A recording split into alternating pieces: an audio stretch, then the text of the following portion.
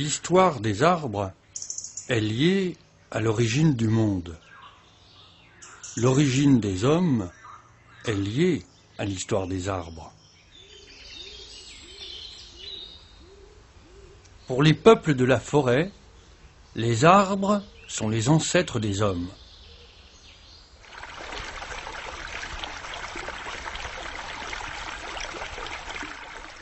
Chaque jour, depuis 3 millions d'années, l'arbre permet à l'homme de respirer, de jouer, de s'abriter, de rêver.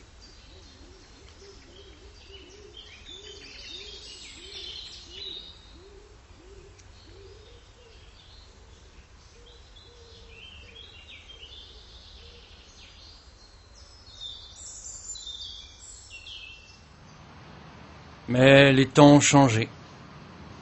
Peu à peu, les villes les ont séparés. L'homme ne lève plus la tête pour regarder son frère végétal.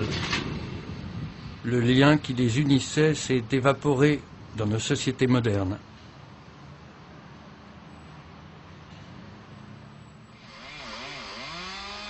Cependant, que l'on abatte un arbre, et l'homme se peine devant ce spectacle le renvoyant à sa propre mort. De même, si l'on apprend l'âge d'un platane bicentenaire, ce n'est plus un végétal quelconque, mais une connaissance que l'on salue.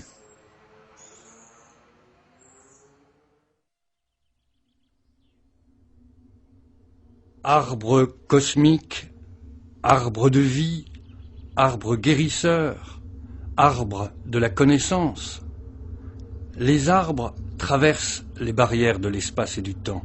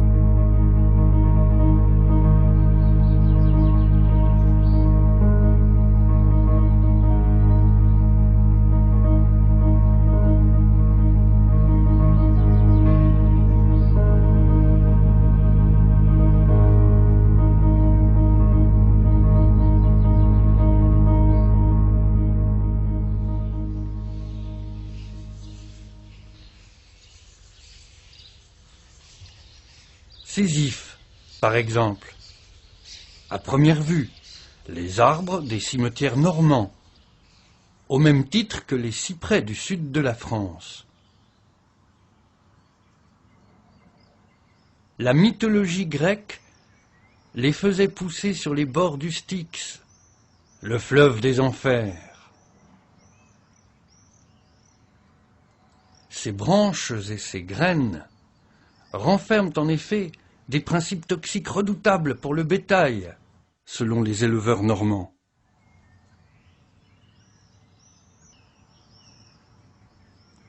La légende locale dit « Celui qui abat un if risque fort de mourir dans l'année ».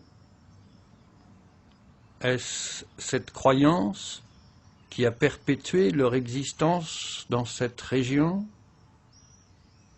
Ou bien faut-il interroger les morts?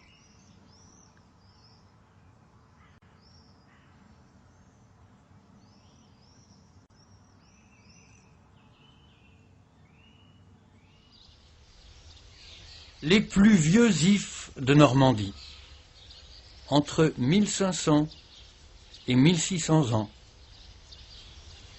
vénérés par les Celtes, qui en avaient fait l'emblème de l'immortalité et de la mort.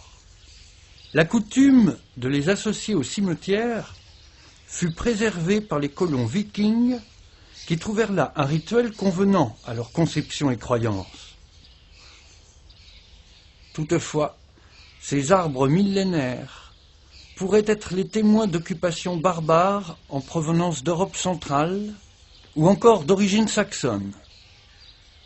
Dans ces sociétés, l'if n'était pas seulement planté près des tombes, mais sur les tombes.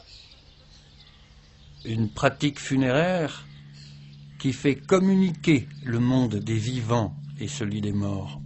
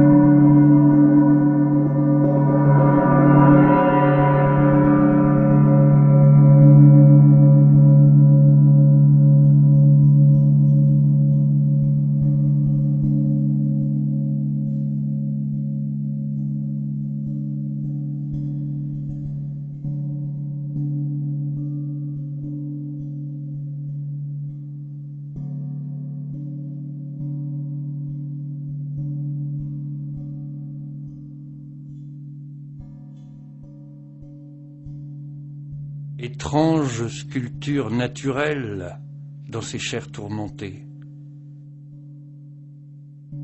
Ou peut-être s'offre à notre regard l'ultime tentative du mort pour atteindre l'immortalité.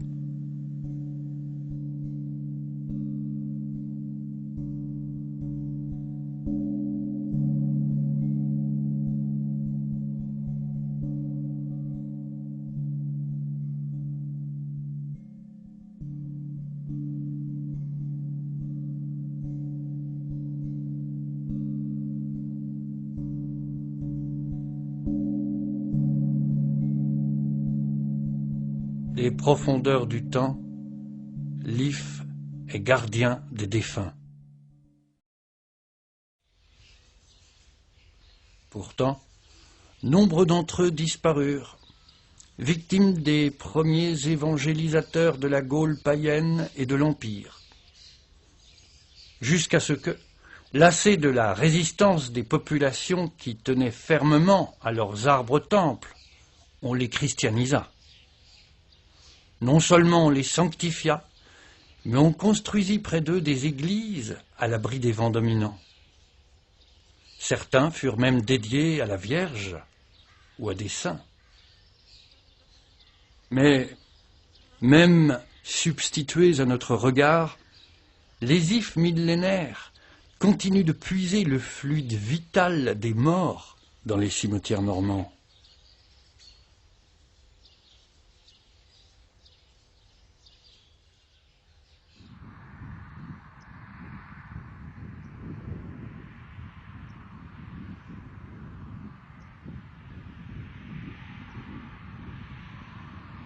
Un arbre, seul, au milieu de la plaine. C'est un orme.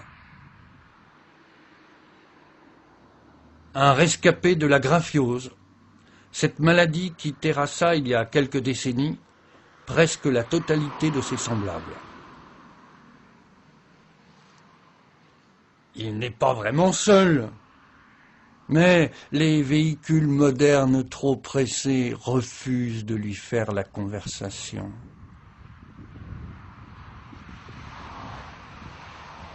Quelle ironie du sort pour cet arbre communautaire et rassembleur, planté au cœur des villages au Moyen-Âge, et où parfois des musiciens s'installaient pour faire danser villageois et villageoises.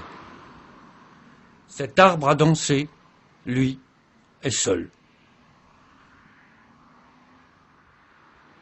Planté en 1918, il a vocation de panneau indicateur en bordure d'un carrefour. À la nuit tombée, le carrefour était peu remarquable. C'est pourquoi le maire de la commune de Mézay planta cet orme.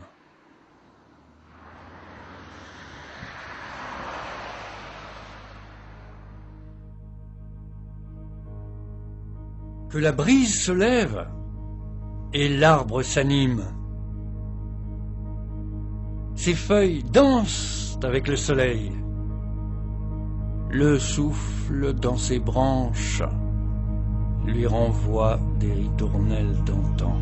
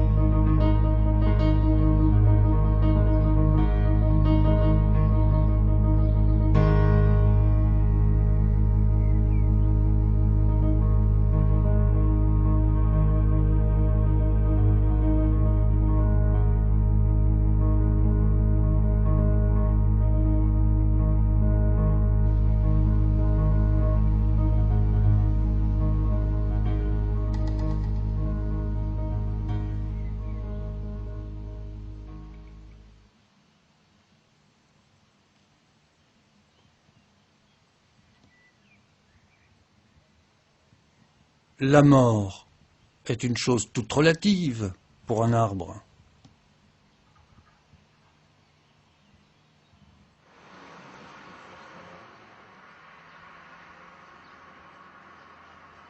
Sanctifiés au point d'être humanisés, lieu de pèlerinage, les arbres regardent passer les croyances, les régimes et les modes.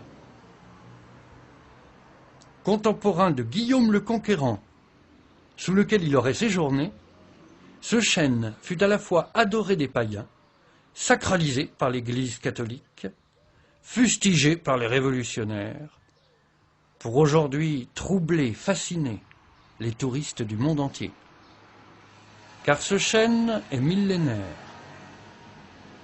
une curiosité pour cette famille du règne végétal qui ne vit qu'entre 300 et 500 ans, généralement. Arbre jalon, supposé indiquer le début d'un territoire de chasse entre Basse et Haute-Normandie au début de sa vie, il y fut érigé une chapelle dans son creux en 1696. Puis, peu de temps après, fut construit au-dessus de celle-ci une cellule dite d'ermite. Plusieurs fois sauvé des tumultes de l'histoire, foudroyé, il porte maintenant les stigmates du temps qui passe. Fragilisé, fatigué, on tente de le préserver. L'homme lui apporte sa science et ses soins. Que l'homme s'acharne ou non, le temps des arbres n'est pas à l'échelle de celui des hommes.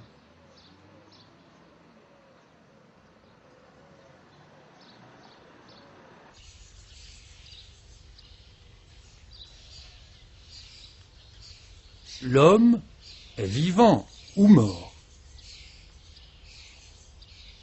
L'arbre, lui, vit et meurt simultanément.